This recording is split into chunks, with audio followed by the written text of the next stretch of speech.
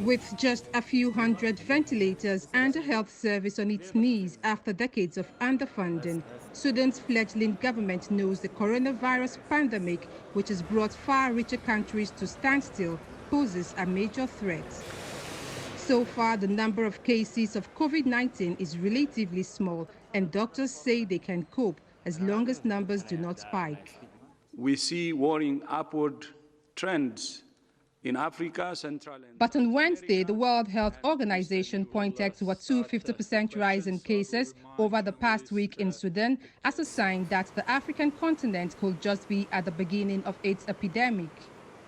For Sudan, just a few months into the transitional government that replaced ousted leader Omar al-Bashir, that's a worry.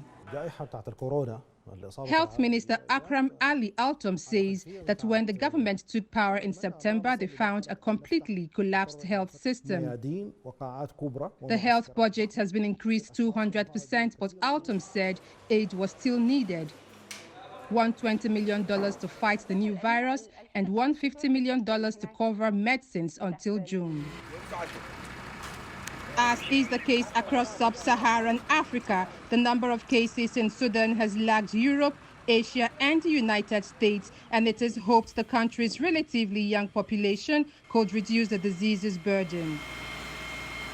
Sudan has reported more than a dozen deaths and around 140 cases, but some experts estimate that the official numbers may represent just 2% of those infected, as patients tend to show up only when really sick and limited resources hamper widespread testing.